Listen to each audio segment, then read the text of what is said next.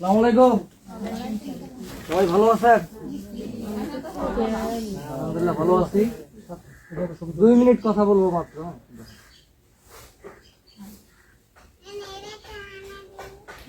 এই যে গর্ভবতী মা আছে না, গর্ভবতী মায়ের 5টা বিপদ চিহ্ন আছে। এগুলো কিন্তু আগে বলছি, এর আগেও বেশ কয়েকবার বলছিলাম, সন্ন্যাতা জানে, কিন্তু আপনাদেরও জানা দরকার। হ্যাঁ, আপনারা না জানলে আপনাদের ছেলের বউ আসবে, আপনারা মেয়ে বিয়ে দেবেন, তাদেরকে জানাইতে হবে না? হ্যাঁ, আশেপাশের একজন মানুষ হচ্ছে যে আপনার প্রতিবেশী একজন আছে, বিপদ চিহ্ন একটা জানতে হবে না? তাকে যদি বুঝা দেন, তাকে যদি আপনি পরামর্শটা দেন, তার উপকার হবে না? হ্যাঁ, যার জানার দরকার নাই তার জানার দরকার নাই, ঠিক আছে। গর্ভবতী মায়ের বিপদ চিহ্ন 5টা, এটা জানতেই হবে। এটা যদি না জানেন তাহলে আপনার দ্বারাই কারো উপকারই আসবে না। আপনি আপনার সারা জীবনে কারো কোনো উপকারই করতে পারবেন না। আপনার এই পৃথিবীতে আসার জীবনটা একবারে বৃথা। আপনি যদি মানুষের উপকারে না আসেন তো আপনি পৃথিবীতে কেন আসলেন? 5টা বিপদ চিহ্ন হচ্ছে, 1 নম্বরে হচ্ছে হঠাৎ রক্তক্ষরণ হবে। পেটে বাচ্চা আসতে মনে করেন যে 1 মাস হচ্ছে, বোঝা গেছে যে এই আপার পেটে বাচ্চা আসছে।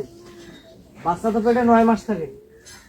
এই 9 মাসের মধ্যে মা বুঝতে পারবে, অথবা শাশুড়ি অথবা বাড়ির যে কেউ বুঝতে পারবে যে তার রক্তক্ষরণ হচ্ছে হঠাৎ, কোনো কারণ নাই। সকালে ভালো ছিল, এখন সকাল 11টা বাজে, ঘুম থেকে উঠছে, এখন দেখতেছে যে তার রক্ত বের হচ্ছে। এটা হচ্ছে 1 নম্বর বিপদ চিহ্ন। এই নাসিমা বাবারা, তাহলে 1 নম্বর কি? হঠাৎ রক্তক্ষরণ হবে। 2 নম্বর হচ্ছে প্রচন্ড জ্বর থাকবে। এমন জ্বর থাকবে বিছানা থেকে উঠতে পারবে না। এই যে আপনার একটা বলছে, তীব্র মাথা ব্যথা থাকবে। এমন মাথা ব্যথা থাকবে ও চোখ খুলতে পারবে না, কারোর সাথে কথাও বলতে পারবে না। আর একটা থাকতে পারে হচ্ছে খিঁচুনি। খিঁচুনি তো অনেকেই জানেন, নাসমিয়া আপা ভালো জানে। হাত পা বাঁকা হয়ে যাবে, আঙ্গুল বাঁকা হয়ে যাবে, চোখ উল্টে যাবে, দাঁত দিয়ে জিভ কাটি ফেলবে, মুখে রক্ত চলে আসবে, আর হাত পা এইভাবে কাঁপবে। এটা হচ্ছে খিঁচুনি। 4জন 5জন 4জন 5জন 7জন ফাঁসি ধরলে হচ্ছে যে ওকে আটকানো যায় না। এরকম যদি হয়, এটা একটা গেল। আর একটা হচ্ছে বিলম্বিত প্রসব বেদনা। ধরেন রাত 10টার সময় যারা হচ্ছে যে মায়েদের হচ্ছে যে প্রথম বাচ্চা হয়, এরা কিন্তু বলতে চায় না সহজে। দেখবেন যে বাচ্চা হওয়ার সময় হয়েছে, ব্যথা হচ্ছে, এরা কিন্তু ভয়ে হোক লজ্জায় হোক শাশুড়িকেও বলতে চায় না, স্বামীকেও বলতে চায় না। কি নাসিমা, সত্য কথা না? বলতে কিন্তু চায় না। পেটে ব্যথা শুরু হইলেও কিন্তু বলতে চায় না। এখন এটা হচ্ছে যে শাশুড়ি আপনারা যারা আছেন তাদেরকে তো বুঝতে হবে, আপনারা তো অভিজ্ঞ মানুষ, তাই না?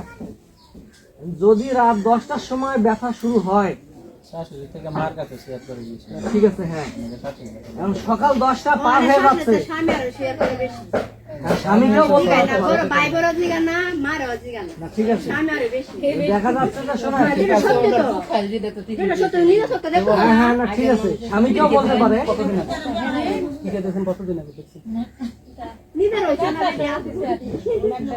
এখন হচ্ছে শোনেন, তাহলে 12 ঘন্টা যদি পার হয়ে যায় ব্যথা, প্রসব বেদনা, তাহলে হচ্ছে যে বুঝতে হবে এ বিপদে আছে। বিপদে আছে কি শুধু মা, বাচ্চাটা বিপদে নেই? তাহলে যে 5টা চিহ্ন, বিপদ চিহ্ন কয়টা? 5টা। কি কি বলেন তো? 1 নম্বরে হচ্ছে কি? হঠাৎ রক্তক্ষরণ। 2 নম্বরে হচ্ছে খুব মাথা ব্যথা, না খুব জ্বর থাকবে, তারপরে মাথা ব্যথা থাকবে, তারপরে কি খিঁচুনি থাকবে, তারপরে হচ্ছে যে 12 ঘন্টার বেশি হচ্ছে যদি তার ব্যথা থাকে। এরকম যদি হয়, আপনারা কি করবেন? দেখা যাচ্ছে যে এরকম শাশুড়ি অনেক সময় বলে যে না, আমার বউয়ের বাচ্চা হলে বাড়িতেই হবে, থাক, বাড়িতে থাক, হাসপাতাল নিয়ে যাবো না। তাহলে এরকমটা হলে আছে, কিন্তু এরকমটা হলে স্বামীও বলে যে না, ওই মায়ের কথা, মা যখন বলে যে বাড়িতে বাচ্চা হবে, স্বামীও বলে যে না, বাচ্চা বাড়িতেই হবে।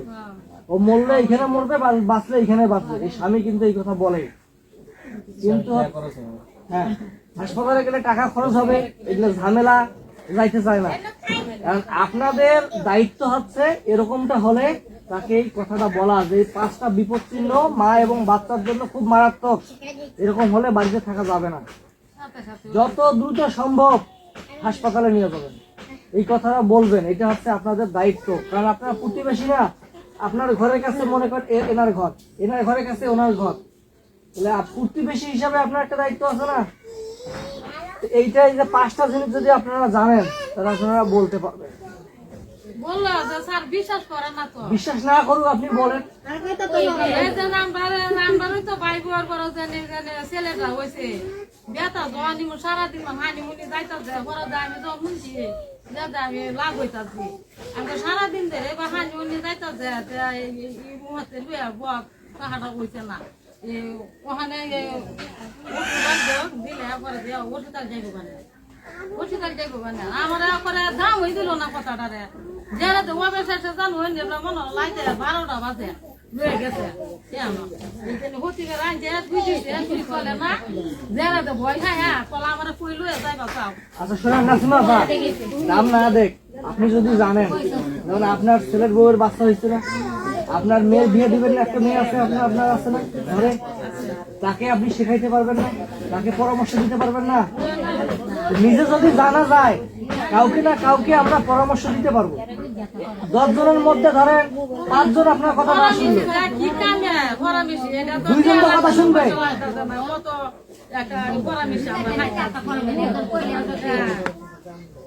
2 জন যদি আপনার কথা শুনে, 10 জনের মধ্যে যদি 2 জন কথা শুনে, 2 জনের দরকার, আর দরকার নাই।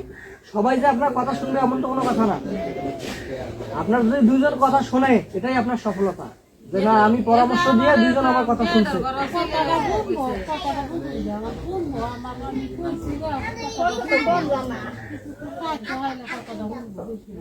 আপনি কি সাহায্য করতে পারবেন, কি সাহায্য দিবেন?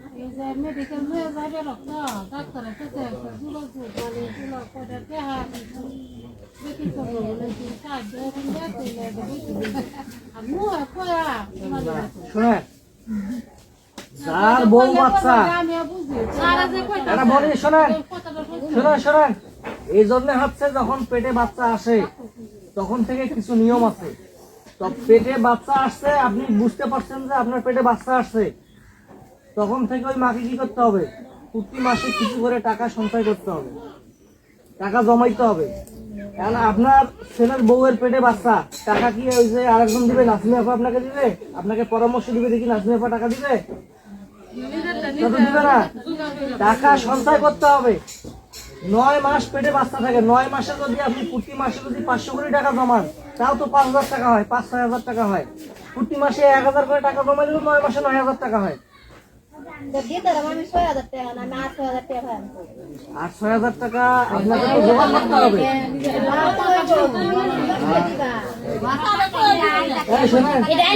আপনাকে কে দিবে? চেয়ারম্যান দিবে, ডাক্তার দিবে আপনাকে টাকা? ডাক্তারের কি দায় পড়ে গেছে নাকি বলেন তো আমাকে? আপনার ঘরে হচ্ছে যে আপনার ছেলে মেয়ের বাচ্চা আসতেছে, আপনার যদি কোনো দায়িত্ব নাই, টাকা কে দিবে আপনাকে? কি অবস্থা দেখছেন? চিন্তা ভাবনা দেখেন। শুনেন, ডাক্তাররা কিন্তু বলে বাচ্চা নেওয়ার আগে কিন্তু প্রিপারেশন নেওয়া লাগে। বাচ্চা প্রিপারেশনটা কে লাগে জানেন?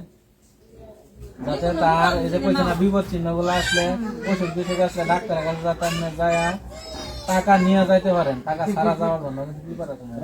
টাকা জমাইতে হবে, তারপরে হচ্ছে যে একটা গাড়ি ঠিক করে রাখতে হবে। যদি এই যে হঠাৎ করে এরকম বিপদ চিহ্ন হয়, একজন অটো চালককে রেডি করে রাখতে হবে। সময় তো গাড়ি পাওয়া যায় না, দেখা যাচ্ছে রাত 12টার সময়, 1টার সময় বিপদ হতে পারে না। ঠিক আছে। এই যে বাপের বাপ হয়ে গেছে সারা দিন গেছে ব্যথা ব্যথা কমন লাগা পরে যে লাস্টে বাড়ি এখন আপনারা যদি নিজের ইচ্ছা মতো বলেন যে আমার ৬,০০০ আছে ৬,০০০ কারো দিবে, তাহলে আপনার বাচ্চা নেওয়ার দরকার নেই তো, বুঝছেন? আপনার বাচ্চা নেওয়ার দরকার নাই।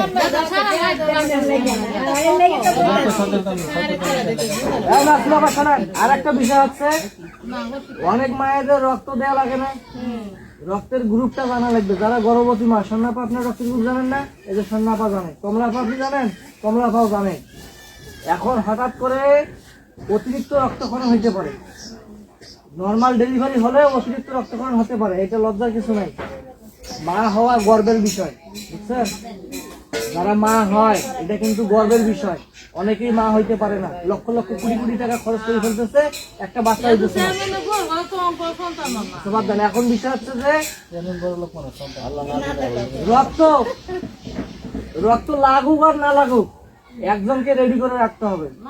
যদি স্বর্ণ আপার রক্তের গ্রুপ যদি এ পজিটিভ হয়, তাহলে আর একজন মানুষকে রেডি করে রাখতে হবে। না লাগবে না লাগবে, কিন্তু এ পজিটিভ যে রক্ত দিবে, রক্তদাতা একজনকে রেডি করে রাখতে হবে। এইগুলা কাজ, এই যে পূর্ব প্রস্তুতি, এই কাজগুলো করা লাগবে বাচ্চা নেওয়ার আগে। কেউ যদি না মানে তাহলে করার কিছু নাই। ঠিক আছে, সবাইকে ধন্যবাদ।